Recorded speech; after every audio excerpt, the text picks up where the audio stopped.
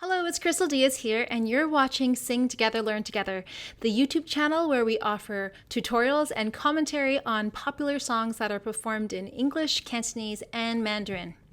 So today I'm super excited to be doing a commentary on a song that I can't seem to get out of my head, even though the movie was released back in October of last year.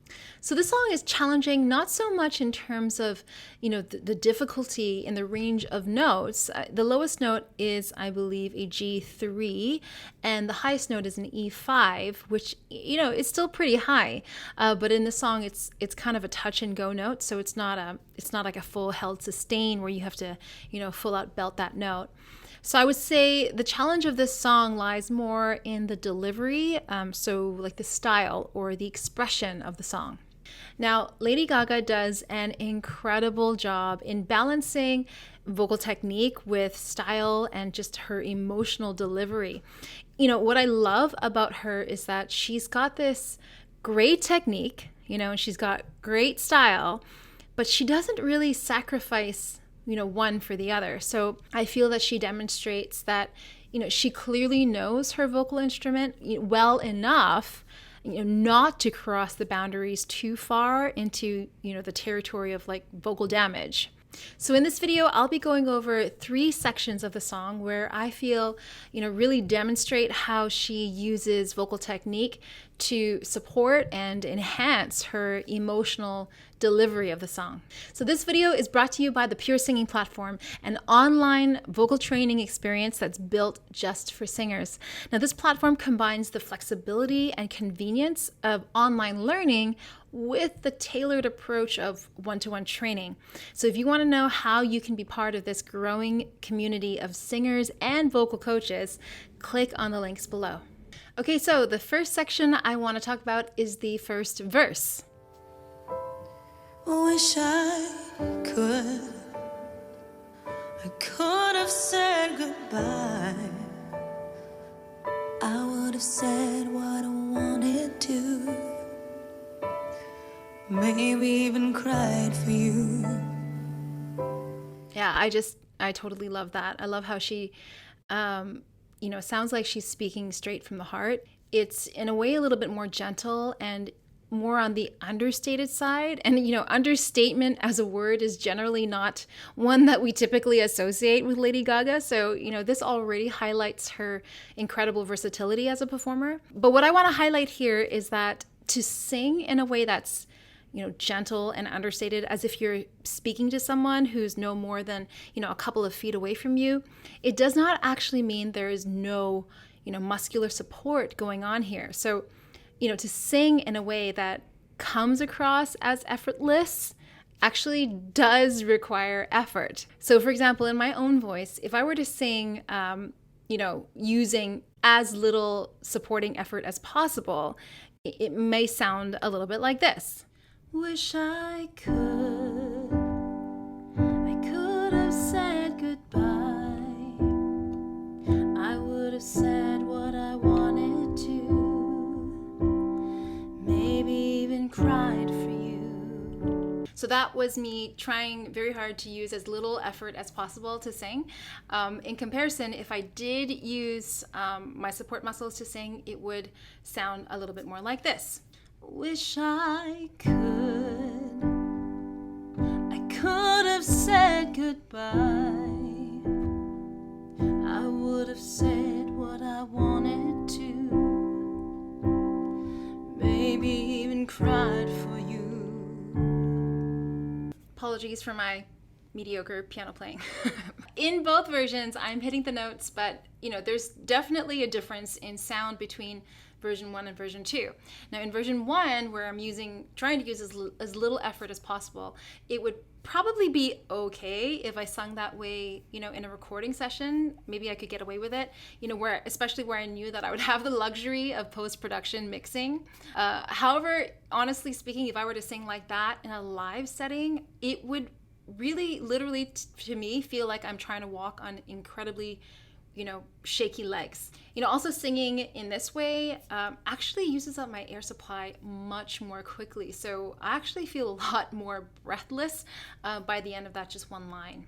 So you may also notice that in terms of the tonal quality, version 2 also sounds a little fuller. That's because when you actually engage the support muscles to control your airflow, even when you're singing in a very gentle and conversational spoken manner, it actually does have an effect on the acoustics of your vocal instrument. So you sound different. So for this particular video, I won't be going into too much details on how exactly to engage the support muscles to control your airflow. But if you are interested to learn more, do check out the Vocal Essentials course on the Pure Singing platform, where you'll be guided step by step on how to practice this process. Okay, so the next section I want to talk about is the first chorus of this song. Don't wanna feel another touch.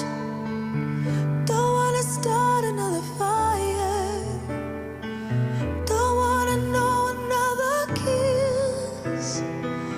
No other name falling off my lips. Don't wanna give my heart away to another stranger, or let another day begin. Won't even let the sunlight in. No, I'll never love again. I'll never love again. Ooh. So beautiful. I really loved that Lady Gaga made this choice to sing the first chorus like this. Typically, we expect the chorus part of the song to be, a little more cathartic, right? Usually we tend to sing with more depth and more body in the chorus than in comparison to the first verse. But Lady Gaga, she doesn't ever do things typical, right? Instead of letting her emotions out in like this full voice, she actually chooses in this section to go even lighter, allowing her voice to even go breathy. Some would say this is a full falsetto sound, but I actually wouldn't describe this sound as falsetto. But remember, different vocal coaches will define the term falsetto slightly differently. But to me, falsetto is when the voice sounds completely disconnected. So there's absolutely no presence of any kind of chest tone qualities in that sound. To me, when the voice is disconnected like this, it becomes really hard to have any kind of texture to the voice because just so much of it is just comprised of just air, right? Plus, I would also say that it's really hard in falsetto, full out falsetto sound to add any kind of vibrato or to even be able to control your sustains well. However, if you really listen to the way Lady Gaga sings this chorus, to me, her tone is still vibrant. There's vibrato, there's texture in her sound quality. She's sustaining, with control. So that's why I personally think she still is connected, which means she's still in a mix, but of course, with a lot more head tone presence in her voice. Now, honestly speaking, it doesn't really matter how one defines falsetto.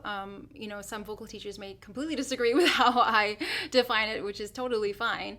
But I think the most important thing is that you understand in your own voice what that feels like to you. If a student or myself, I'm in 100% falsetto sound, I feel different. It sounds different to me. And when students are in a full falsetto sound, the way that I've defined it, like fully disconnected kind of quality, it's very difficult for them to maneuver. So that's why I prefer to coach students into a kind of mix. If they want to go light, I will train them on how to do that, but still stay connected, but with a lot more head tone presence in the tone. When you get that kind of sound, you can kind of fake a falsetto, and audiences, when you sing that way, they may actually say, oh, you're in falsetto. Does it matter? It doesn't really matter, as long as you know yourself that you're singing in a way that is easier to control, that has vibrance, that has vibrato, you can sustain, and you can still have you know, these beautiful textures in your sound. So the last section I want to talk about is the bridge. And this part always makes me want to cry. I want to talk about how she places her sound. So when you think about like the classic Lady Gaga songs like Bad Romance, Paparazzi, Poker Face, her voice really comes out as a very fronted, and you know, it sounds like there's really literally nothing getting in the way of her sound. This has a lot to do with how she shapes the words that she's singing. And of course she's still controlling her airflow through, you know, her support and muscular engagement, but you know, she has to do that and shape her words in a certain way in order to sound the way she sounds. So let's listen together, and I really want you to check out how she's shaping her words.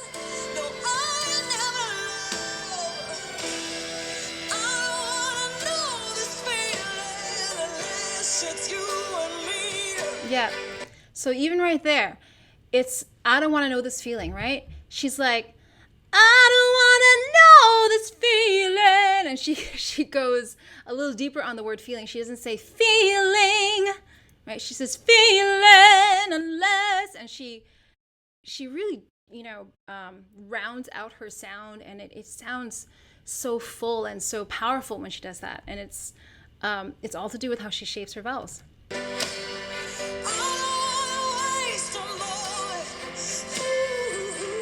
And I also love how she's linking the words together. She's not saying, I don't want to waste, which is actually a little harder to say if you do it that way.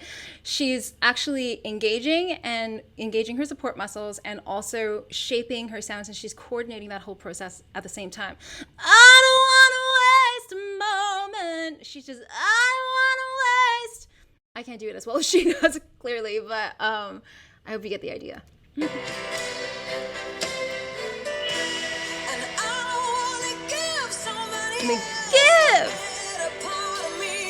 Love that. The better part of me. Because it's the same note. Da, da, da, da, da. And she just throws that sound so directly right in the same spot in the voice. So when you hear it, that acoustic power is just right on. You know, and I know that's a subtle thing, but these little elements make a big difference.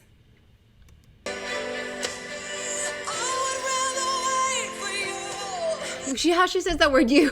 Sorry. I would rather wait for you. She's like, yo. Love it.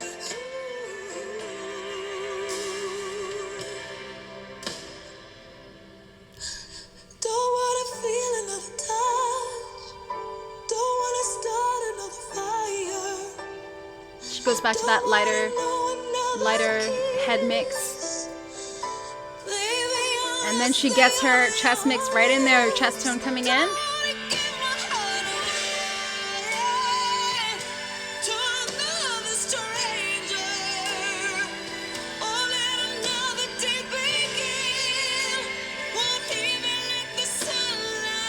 Placement, beautiful.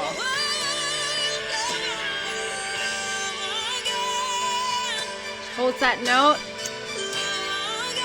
on just one vowel straight up.